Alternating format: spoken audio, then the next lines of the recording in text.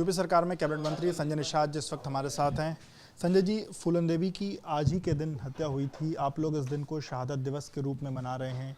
आप लोग ने जो पोस्ट किया है, उनकी कहानी को प्रेरक गाथा बताया है। समाजवादी पार्टी भी उनकी जो जयंती है, उनकी जो आज की शहादत है, उसको मना रही। आप कैसे देखते हैं और क्या आपकी मांग है? देखिए, एक तो फूलन देवी हमारे लिए नहीं, पूरे देश के लिए एक गर्व की बेटी हैं। उन्होंने प्रतिकार किया था और उन्होंने इस चीज़ को माना था कि हमारे पर अत्याचार हुआ, उसका बदला लिया था। हर धर्म, हर वर्ग, हर जाति के लोगों को अपनी बेटियों को इसी तरीके से बहादुर बनाना चाहिए कि जिससे कि वो जो है अपना प्रतिकार कर सकें और लोगों को जो है उस पर लड़ने की क्षमता आ सके।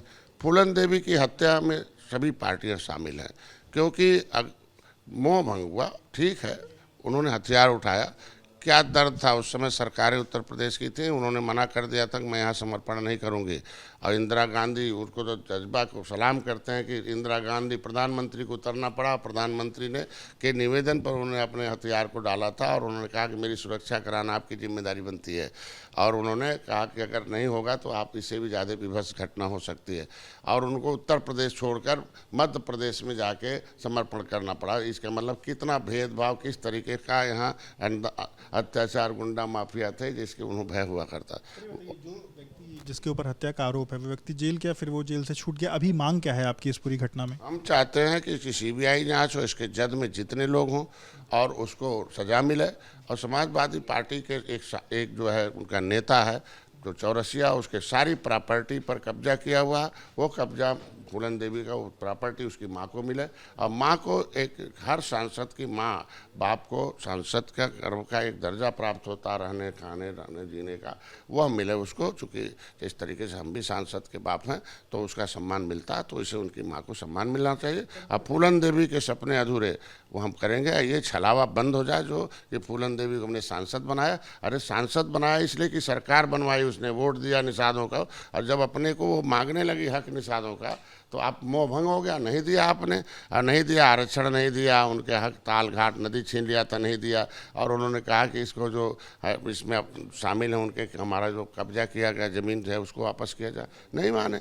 उन्होंने दूसरी पार्टी बनाई और जैसे उन्होंने फूलन सेना बनाई, आपने देखा होगा कि एकलव्य सेना बनाई, उन्होंने तुरंत उनकी हत्या हो गई। इसके जद में बहुत लोग हैं, हमको लगता है उसका जाँच होना चाहिए सीबीआई। लगभग 3.5 साल से आप मंत्री हैं, आप ये मांग कई बार कर चुके हैं। आप मंत्री रहते हुए आपकी मांग नहीं सुनी जा रही, इसके पीछे कौन दोषी है? अरे मैं कह रहा हूँ कि बहुत मांगते रहे सत्ता में, मतलब पहले दलित आए थे, बहुत मांग करते रहे, लेकिन अपने वोट को जब इकट्ठा कर लिया तो उसकी सारी मांगें पूरी हो गई। आज के दिन में धीरे धीरे जिस तरीके से निषाद समाज का वोट जब बैंक बढ़ रहा, और एक समय आने से बटन, बंदूक में नहीं बटन में ताकत है। जिस तरीके से बटन दबाकर फूलन देवी को विचारधारा को दबाने वाली पार्टियां थी, कांग्रेस थी, सपा बसपा, उसे सत्ता से हटाया। अब भारतीय जनता पार्टी आई और धीरे धीरे फूलन देवी के उस हुए कृत्य पर जांच कराएगी, क्योंकि 43 सीटें भाजपा हार चुकी है। और जितने गंगा जमुना और घाघरा के किनारे वाले बेल्ट थे वो सब निषाद, जो ताल घाट नदी बालू जो छीने जाते थे, आरक्षण जो है इनकी दशा अंग्रेजों ने उजाड़ा, मुगलों ने उजाड़ा, जो कि भाई नदियों से आते जाते थे, तो वो सारा कुछ अब धीरे धीरे देना पड़ेगा लोगों को। इसको लेकर के क्या वापस आप किसी सीबीआई जांच की जो आप मांग कर रहे हैं, इसको लेकर के आपने किसी को पत्र लिखा है, किसी से मुलाकात करी है? क्या भी लिखा है, ज्ञापन भी दिया, फिर आज देंगे लोग पूरे प्रदेश भर में और हर जिले में मनाया जा रहा है। और निश्चित रूप से फूलन देवी की उस गाथा को सिलेबस में शामिल करना चाहिए। और आज के दिन में जब जो बातें सदन में सड़क पर होता आदमी, तो उसके सिलेबस में उत्तर प्रदेश में फूलन देवी की उस गाथा को होना चाहिए। और जो भी उसमें शामिल हो कृत्य उनके, जो भी है, क्योंकि उससे क्या लड़कियां शुद्ध आत्मनिर्भर बनेंगी, उनके ऊपर अत्याचार बंद होगा जो अखबार में छपता है। आज के दिन मैं इतना चाहता हूँ, भाई सड़क में था, मैं सदन में हूँ, तो जो बातें सदन में उठ जाएँ उस पर कार्रवाई होनी चाहिए। मैं सदन में, भरी सदन में मांग किया था कि फूलन देवी की हत्या, हमारे दर्जन भर निषाद नेताओं, जो भी निषाद नेता है, महेंद्र सिंह राजपूत, धनीराम मनोहर जयपाल कश्यप, जूरी बिन जो है, ये फूलन देवी, ये सारे नेता इसीलिए मारे गए कि समाज का वोट 18% है, या जब भी वोट बैंक के आगे, क्योंकि भाई ये हमारा समाज का हक चाहिए, मार दिए जाते हैं। अब डॉक्टर संजय को कितना दिन हमारा समाज जिंदा रख पाता है, वो तो हमारे समाज के ऊपर है। उन्होंने हथियार उठाया, आपको लगता है कि मतलब वो पीड़ित थी इस कारण उन्होंने हथियार उठाया? अरे वो तो देखो, किसी को आप आप किसी को विभत्स जो है अनैतिक काम करेंगे तो निश्चित रूप से हथियार उठाना है। तो आयरन लेडी और के रूप में उसको इसीलिए पूरे दुनिया में एक खिताब मिला है। तो आज के दिन पूरी दुनिया के लोग उसे नकार थोड़ी सकते हैं। आप किसी को ज़बरदस्ती बिना मतलब का, दो भाइयों का झगड़ा है और तीसरा सामंतवादी उसमें आके और उसकी इज्जत लूटेंगे, और एक आदमी नहीं, कम से कम उसको कितने लोग हैं कई दिन तक उसके साथ बलात्कार किया, तो अपना प्रतिशोध का बदला तो आग के बदला तो लेगा आदमी, और उसको जो है उसको दूसरे हिसाब से नहीं देखा जाना चाहिए। आप अगर वो डाकू के रूप में देखते हैं आप लोग तो शायद सदन नहीं देते, लोग भेजते, उसको बटन नहीं दबाते। 2 बार सदन गए तो 2 बार सदन गए, इसके मतलब उनको एक आइकान, एक जो है एक प्रतिरूप देखकर लोगों ने दिया था, और कुछ नहीं। ठीक है, बहुत बहुत शुक्रिया बात करने के लिए। संजय निषाद जी को आप सुन रहे थे, जो फूलन देवी के प्रकरण में सीबीआई जांच की मांग कर रहे हैं और इसको लेकर के अलग अलग जगहों पर आज वो ज्ञापन भी सौंपने वाले हैं। कैमरामैन प्रेम सिंह के साथ विवेक राय, बीपी न्यूज़ लखनऊ। और करेंगे, उस पर करना है। कैबिनेट मंत्री संजय निषाद जी इस वक्त हमारे साथ हैं। संजय जी, आप जिस जिले के प्रभारी मंत्री हैं, उस जिले में एक मंत्री को धरने पर बैठना पड़ रहा है। पुलिस का उत्पीड़न वहां पर इतना ज़्यादा है कि मंत्री 6-6 घंटे धरने पर बैठ रही हैं। आखिर ये अधिकारी इतने बेलगाम क्यों हो चुके हैं? दुर्भाग्य है, मैं कई बार शिकायत अधिकारियों का माननीय मुख्यमंत्री से कर चुका हूँ।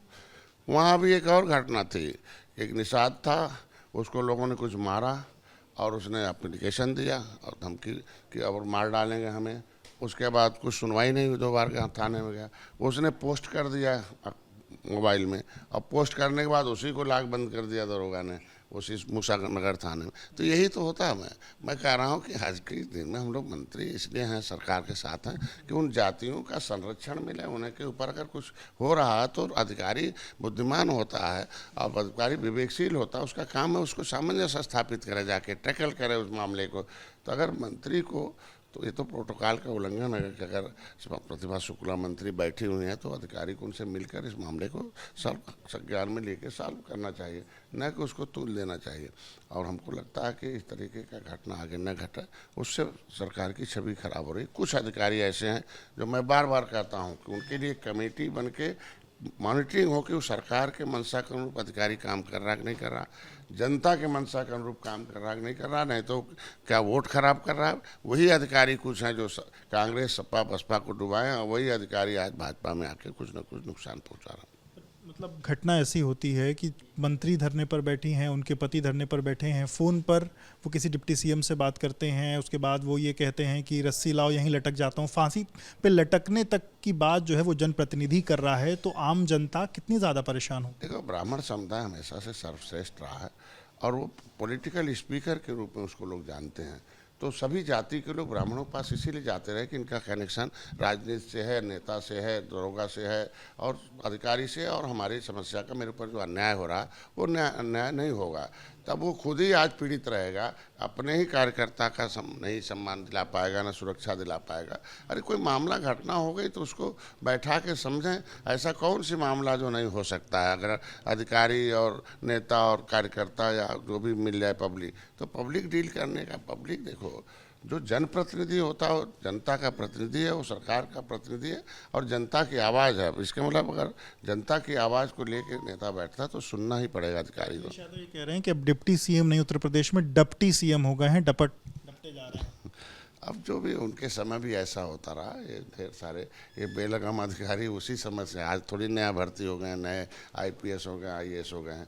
हमको लगता है ऐसा समय में उनके समय भी रहे हैं ये, और उनके समय में रहे हैं इसीलिए सत्ता दूर हुए। उन्हीं अधिकारियों ने उनके साथ भी ऐसा किया था और उन्हीं अधिकारियों को छूट दिया था इन्होंने भी, इसीलिए जनता का काम नहीं हुआ। आप लोगों ने भी छूट दे दी? नहीं, हम भी, उन्होंने अधिकारी को इस तरीके से था कि आखिर मैं जब धरने बैठा था रेल ट्रैक में तो गोली चलाने क्या जरूरत था। अधिकारी ट्रैकल कर सकता ना, आंसू गैस छोड़ सकता था, डंडे मार सकता था, लोग तितर बितर कर सकता था, हैं जो पानी का बौछार कर सकता, सीधे गोली मार देना तो क्या, और उसके ऊपर से आंदोलनकारी पर 302 मुकदमा ठोकना, तो आखिर इसी तरह का अधिकारी रहे ना। पुलिस विभाग की तो बात हो गई, बिजली विभाग में भी ऐसी समस्या निकल के सामने, और बिजली मंत्री अलग अलग मंचों से अधिकारियों को सीधे तौर पर संदेश दे रहे हैं। वो कह रहे हैं 3 साल मैंने जितना निवेदन करना था कर लिया, लेकिन अब मैं एक्शन करूंगा। सुदर्शन चक्र चलाने की बात कह रहे हैं। अरे वो खुद है बहुत लंबे समय तक अधिकारी रहे हैं, उनको तो उनसे बढ़िया क्या जानता होगा कि अधिकारी को कितना काम करना चाहिए, कितना उनका पावर है लोकतंत्र में। अधिकारी सिस्टम दिया हुआ है। जनता सबसे बड़ा जज होती है देश में, और जनता देती है। जनता जो जनप्रतिनिधि होता है उसके जनता के का एक वकील होता है, और उस जनता के पैसे से ही लोग अधिकारी लोग पढ़ते हैं। एक अधिकारी लोगों को तनख्वाह मिलती है। अधिकारी का काम है कि सामाजिक ऋण चुकाने की भावना से जनता के साथ काम करे, क्योंकि देश के पैसे से पढ़ के अधिकारी बने हैं और देश के पैसे से ही वो तनख्वाह पा रहे हैं। तो इसका मतलब जनता के पैसे से पढ़े और जनता के पैसे से आज तनख्वाह पा रहे हैं, तो उनकी सेवा के भाव से उनकी, इसीलिए उसका नाम ही सर्विस है।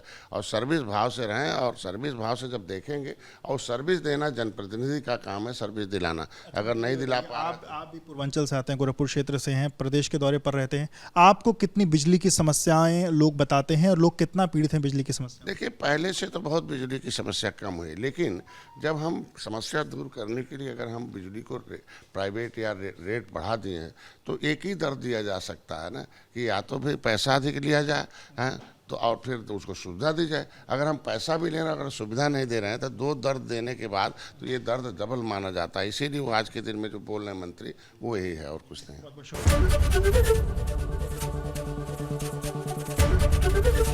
एबीपी गंगा, खबर आपकी, जुबान आपकी।